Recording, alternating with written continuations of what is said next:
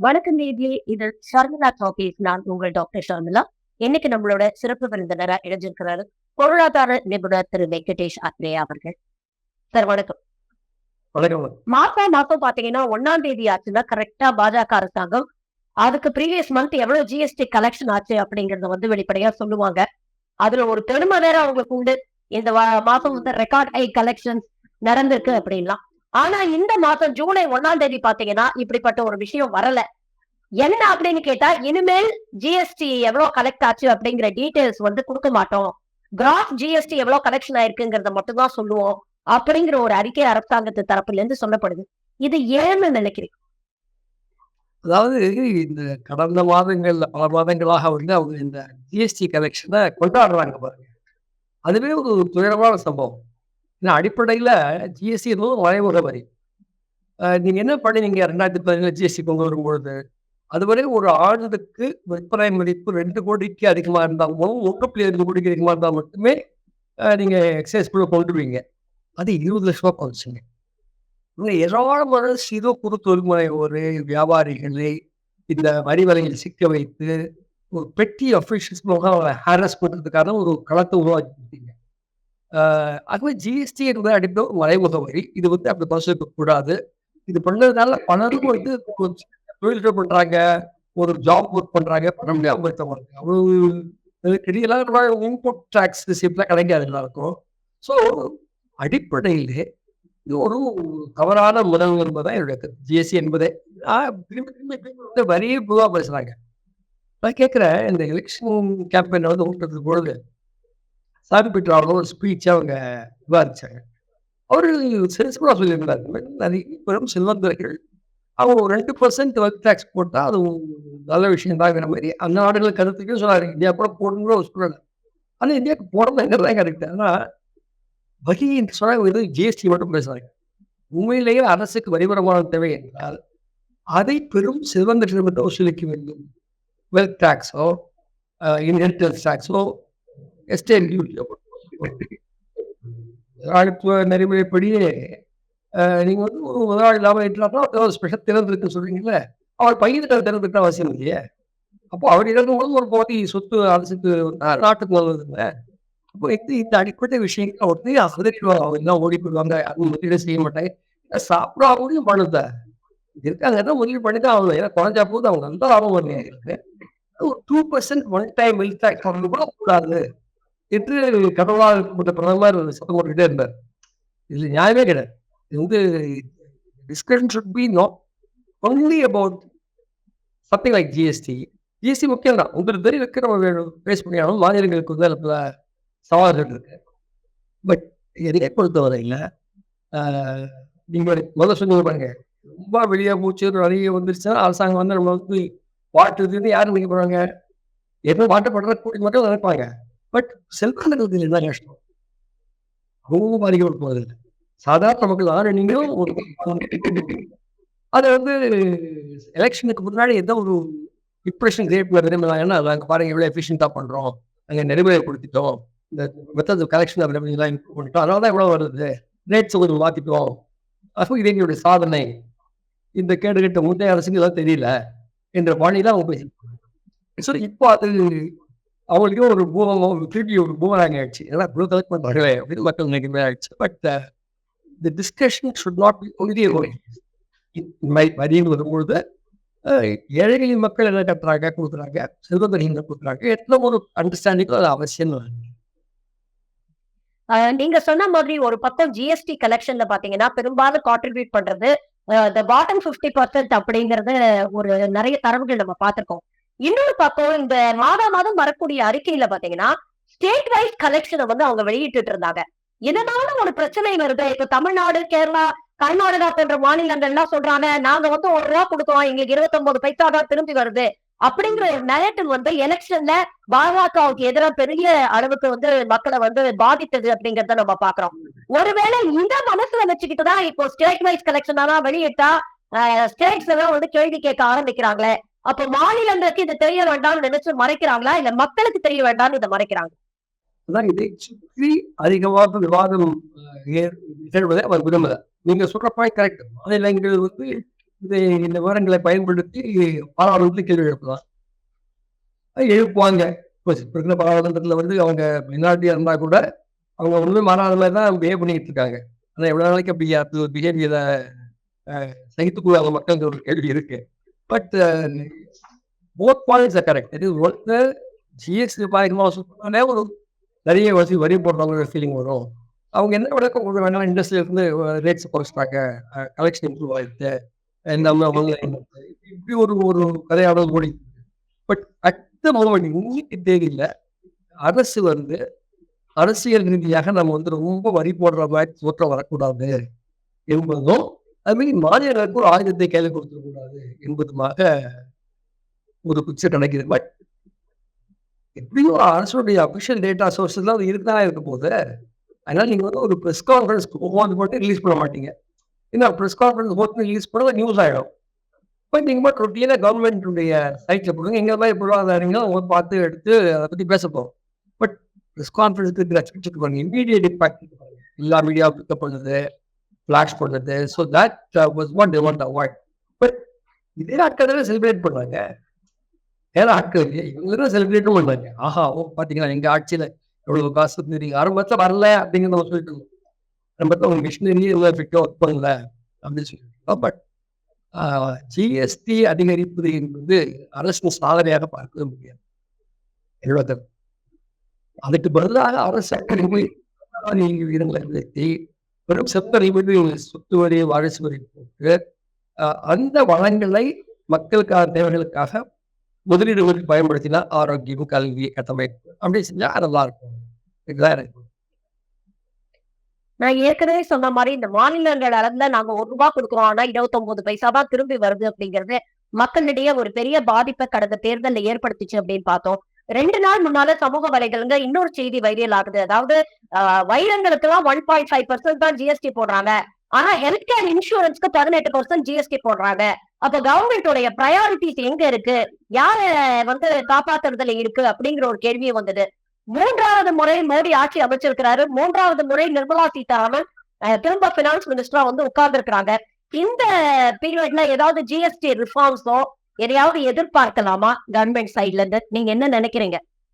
அதாவது இந்த அளவுக்கு பப்ளிக் ப்ரெஷர் கொடுத்துருக்கு. இப்போ முன்பு இருந்த மாதிரி பப்ளிக் ப்ரெஷரை பத்தி கண்டுக்காமலே அவங்க இருக்க முடியாது. ஏன்னா இன்றைக்கு அவங்க ஒரு மைனாரிட்டி கவர்மெண்ட், ஒரு கோயிலேஷன் இருக்கிறதுனால மெஜாரிட்டியா இருந்து ஆட்சி எடுக்க முடியுது. கோயிலேஷன் இருக்கிற 2 கட்சி தங்கள் சர்வைவலுக்காக இவர் என்ன சொன்னாலும் ஒத்து போகக்கூடிய கட்சியா கூட இருக்கா, ஒத்து பார்க்கணும், சொல்ல முடியாது. நாயுடு மாநிலம் கம்பல்ஷன் இருக்கு. அது மாதிரி நிதிஷ்கும் மாறுற 2 பேருமே அடிக்கடி மாறுறாங்க. வரமாட்டாங்கன்னு இல்லை. பட் அட் த மூமெண்ட் இப்போ ஒரு மெஜாரிட்டி தான் செயல்படுவாங்க. அப்போ ஒருவேளை இது மாதிரி நம்ம இன்டிஃபரெண்டா இருக்க முடியாது. ஜெனரேஷன் அப்போசிஷன் வந்துச்சுன்னா அதை கொஞ்சம் நம்ம தற்காத்து கொண்டு நினைக்கிறோம் தெரியல. பட் ரேட் மாடிஃபிகேஷன் அவசியம். இன்னும் அதாவது சொல்லிட்டே இருக்கிறாங்க, பெட்ரோல் டீசல் கொண்டு போகிறது சொல்லிட்டே இருக்காங்க. ஆஸ் ஆஃப் டே ஒரு 4 ஐட்டம்ஸ் தான் ஸ்டேட்டுக்கு இல்லை, உரிமை ஸ்டேட்டாக போடக்கூடிய வரி இருக்கு. எதுக்குமே உரிமை கிடையாது ஸ்டேட்டுக்கு. அது petrol, diesel, tobacco and alcohol. இந்த 4 ஐட்டம் தான் ஸ்டேட் ஜிஎஸ்டி விகிதத்தை நிர்ணயிக்க முடியும். மற்ற எல்லா பொருட்களுக்குமே, சரக்கு சேவைகளுக்குமே ஜிஎஸ்டி விகிதத்தை அந்த கவுன்சில் தான் நிர்ணயிக்குது. அப்போ இவங்க என்ன பண்றாங்க, இதையும் கொண்டு தான் ஜிஎஸ்டி குள்ளார பெட்ரோல், டீசல் வாங்கியவருக்கு சுத்தமாக அறவே வரி விகிதத்தை நிர்ணயிக்க உரிமை போயிடும். அதான் அவங்க முழுக்க மாநிலங்களுடைய தன்னாட்சியை எப்படி குறைக்க முடியும், அழிக்க முடியும் என்ற சிந்தனை தான் ஒரு சென்ட்ரலைசிங் கவர்மெண்ட். எல்லாத்தையும் பார்க்கலாம், கல்வி கொள்கையில பார்க்கலாம், ஆரோக்கிய கொள்கையில பார்க்கலாம், உணவிடும்போது அந்த கூத்து நம்ம பார்த்தோம். அதான் எல்லாத்தையுமே சென்ட்ரலைஸ் பண்ற ஒரு அணுகுமுறை அவங்களுக்கு இருக்கு. ஆட்டோகிராட்டிக் சர்வாதிகாரத்தன்மையிலான அணுகுமுறை அவங்களுக்கு இருக்கு. அதனால ஒருவேளை பெட்ரோல் டீசல் இது போது ஸ்டேட்ஸ் இருக்கிற ஆட்டோனமியை சுத்தமா க்ளோஸ் பண்ணிடுவாங்க. நீங்க சொல்லலாம் ஜிஎஸ்டி கவுன்சில் பாடி தானே, அது நீங்களும் இருக்கீங்களே, இந்த மெஜாரிட்டி அங்கே அவங்க தானே இருக்காங்க. The control the GST council. So அது ஒரு பெரிய அபாயம் இருக்கு. ஸ்டேட் கவுன்சில் தான் ரியாக்ட் பண்ணுங்கன்னு தெரியல. பிரச்சனை எங்கே போனாலும் பெட்ரோல் டீசல் கொண்டு வரணும் ஜிஎஸ்டி கூட சொல்லிட்டே இருக்கிறாங்க. அப்போ ஸ்டேட் கவுன்சிலுக்கு எந்த ஆட்டானமியும் இருக்காது. நிறைய சொல்றாங்க டம்மி. அப்ப நான் நினைக்கிறேன் ஒரு 8 கோடி மக்கள் கொண்ட ஒரு தமிழகம் வந்து எலெக்டட் கவர்மெண்ட் இங்க இருக்கு. அந்த மக்கள் ஓட்டு போட்டு தான் நீங்க வந்திருக்கீங்க. ஓட்டு போட்டு வந்தாலும் உங்களுக்கு வரி விதிக்க வரும் உரிமை இல்லையா? அந்த காலத்துக்கு நோ டாக்ஸேஷன் ரெப்ரஸன்டேஷன் சொன்னாங்க. இப்போ ரெப்ரஸன்டேஷன் நாட் டாக்ஸேஷன் இப்போ ஒரு நியாயம் இல்லை. மாநிலங்களுக்கு இந்த உரிமையை திரும்பி கொடுக்கப்பட வேண்டும். ஜிஎஸ்டி லிமிட்ஸ் மாற்றப்பட வேண்டும் என்றுதான் நாம நினைக்கிறோம். டெமோக்ராட்டிக்கா நினைக்கிறோம். அதுக்கான ஸ்கோப் இருக்கான்னு தெரியல. இந்த ஆட்சியில் இருக்காது. இன்னைக்கு பத்திரிகையில படிச்ச ஒரு செய்தி சார், தமிழ்நாடு வந்து ஆர்பிஐயோட ஷார்ட் டேர்ம் பாரோயிங் ஃபெசிலிட்டியை வந்து சமீப வருடங்கள்ல யூஸ் பண்ணல. இது வந்து தமிழ்நாடுடைய லிக்விடிட்டி வந்து நல்லா இருக்கு அப்படின்னு சொல்லி ஒரு செய்தி படிச்சோம். இந்த ஷார்ட் டேர்ம் பாரோயிங்ஸ்னா என்ன? இது ஒரு மாநிலம் எதற்காக வாங்குது? இதை வாங்காதது வந்து தமிழ்நாட்டுடைய நிதி நிலைமை நல்லா இருக்கு அப்படிங்கிறதுக்கான ஒரு பின் பாயிண்டா? இந்த செய்தியை பத்தி கொஞ்சம் விளக்கமா சொல்லுங்க. அதாவது தமிழ்நாடுக்கு வந்து ஒரு நல்ல கிரெடிட் ரேட்டிங் இருக்கு. ஸோ ஓப்பன் மார்க்கெட்ல they can borrow. இவங்க மேல ஒரு நம்பிக்கை இருக்கு. So they are able to borrow slightly higher interest rates கூட இந்த கெடுபிடிகள் இருக்கு. ஒன்றிய அரசிடமிருந்து நீங்க வாங்கினீங்க, பல்வேறு ரூல்ஸ் அண்ட் ரெகுலேஷனுக்கு நீங்க சப்ஜெக்ட் ஆகிருக்கீங்க. இன்னொன்று அது ஒரு கத்தியாக கூட ஒன்றிய அரசு பயன்படுத்தக்கூடிய வாய்ப்பு இருக்கு. கோவிட் பீரியட்ல மாநிலங்களுக்கு பணம் கொடுக்காம மறுத்து நீ ஓப்பன் மார்க்கெட்ல வாங்கிக்கோ என்று சொன்னா ஒரு துயரம் மறந்துட முடியாது. 8% 9% வட்டியா வாங்கி இவங்க ரிசர்வ் பேங்க் கமிட்டியில சப்ளை வாங்கி வச்சுக்கிட்டு உங்களுக்கு இன்ட்ரெஸ்டே இல்லாம பூந்திருக்கு எவ்வளவு மில்லியன் டாலர் வந்திருக்கு அவங்களுக்கு. ஒன்றிய அரசு வந்து இவர்கள் கொடுக்கின்ற வாய்ப்புகளை ஏன் மாநில அரசு பயன்படுத்தலாம் கேட்டால் மாநில அரசு அந்த கூடிய நெருக்கடிகளையும் பார்க்குது. ஒன்றிய அரசு இப்படி நீ சொல்லுது, நாளைக்கு சப்போஸ் சேஞ்ச் ரேட்ஸ் வச்சு என்ன ஆகும்? மார்க்கெட்டை ஹேப்பன் அப்போ ப்ரிஃபர் இண்டிபெண்டாக மார்க்கெட்டில் அவங்க கிரெடிட் ரேட்டிங் இருக்கிறதுனால எல்லாமே நீங்கள் வந்து பீகார் பாடி இஷ்யூ பண்ணி தான் வாங்குவாங்களா? வாங்குவாங்கல்ல, தமிழ்நாடு இஷ்யூ பண்ணி வாங்குவாங்களே இன்வெஸ்டர்ஸ். ஸோ அந்த ஆஸ்பெக்டும் இருக்குது. கொஞ்ச நாள் முன்னால இபி ரேட்ஸ் வந்து ஹைக் பண்ணாதான் நாங்க வந்து சப்போர்ட் பண்ணுவோம் அப்படிங்கிற மாதிரி ஒன்றிய அரசு வந்து அழுத்தம் கொடுத்துட்டு அப்படின்னு மாநில அரசு ஒரு குற்றச்சாட்டு வச்சது இல்லையா? அந்த மாதிரி இப்போ ஆர்பிஐல இருந்து பாரோ பண்ணா மாநில அரசுக்கும் ஒன்றிய அரசு அழுத்தம் கொடுக்கக்கூடிய வாய்ப்புகள் இருக்கா? இது கூட கட்டணும் இல்ல இருக்க பாலிசி இல்ல இல்ல ஃபெசிலிட்டி அவைலபிள். இது வந்து அதான் சொல்றாங்க கவர்மெண்ட் 3 சொல்றாங்க. ரோட்ல பார்த்தேன். The tier has not used RBI short-term borrowing facility in recent years. Put on the item. Sanjay Vijaykumar பத்திரிகை என்ன பத்திரிகை அதுல இது வந்து ஒரு வேதனை பாக்ஸஸ் கமிஷன் இருக்கு. இது எல்லாமே இன்ட்ரெஸ்ட் பேரிங் தான். ஸோ ஃப்ரீயா தான் இல்லை, இதெல்லாம் இன்ட்ரெஸ்ட் கட்டலாம். ரெண்டாவது வந்து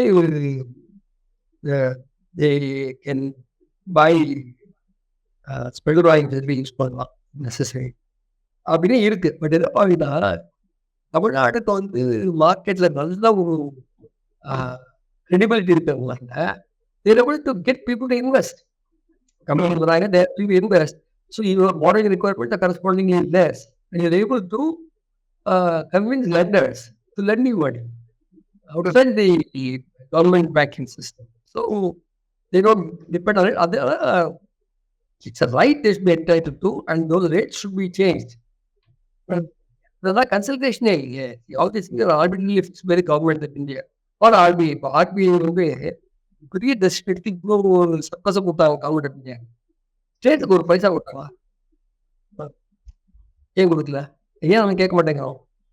அது எப்படி ஒன்றிய அரசு எல்லாத்தையும் டெக்னிக்கலி இது வாங்க by government of India, but RBI makes a profit because of all of us, not just because of the government of India.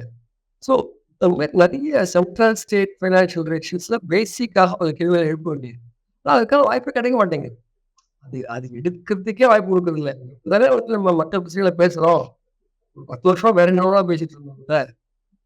இதுதான் இன்னைக்கு வந்து ஒரு வழியா மக்கள் எழுச்சினால மற்ற பிரச்சனை பேசப்பட்டு இருந்தாலும் அதையும் கூட டைவெர்ட் பண்ற முயற்சிகள் நடந்துட்டு இருக்குது. பட் சென்டர் ஸ்டேட் ரிலேஷன்ஸ் என்பது ஒரு பேசுபொருளாக மாற வேண்டும்.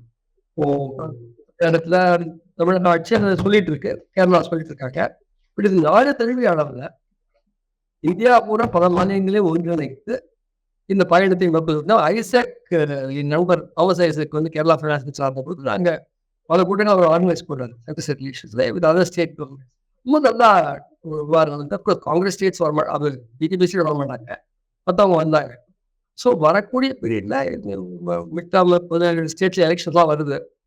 அதெல்லாம் ஒரு மோர் ப்ளூரலிஸ்டிக் ஸ்ட்ரக்சர் எமர்ஜ் ஆச்சுன்னா then we can think more state ஆட்டானமிக்கான போராட்டங்களை நம்ம பரிசீலிக்கிறோம். States are being very short change. அவங்களுக்கு இன்னும் கூடுதலான ஒரு நிதி எதாவது இருக்கணும், ஸ்பேஸ் இருக்கணும் அப்படிங்கிறது அது தொடர்ந்து மறுக்கப்படுது. அவங்க பல்வேறு மற்ற விஷயங்கள்லாம் ஒரு அவ்வளோதான் இப்போ சொல்ல முடியுது. நீ தமிழ்நாடு சொல்லு, கேரளா சொல்லணும், கர்நாடகா சொல்லலாம், இன்னைக்கு தெலுங்கானா சொல்ல வாய்ப்பு இருக்கு இன்னைக்கு. அதே சர்வாப நாடு எப்படி சொல்லுவாரோ நமக்கு தெரியாது. அவருடைய பல்வேறு பேரங்கள் எப்படி முடியுதோ அதை விட்டு தான் அவருடைய நியாயப்படுத்தும்.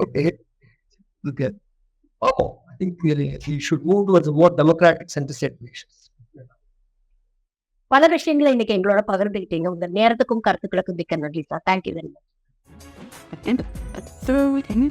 மச்.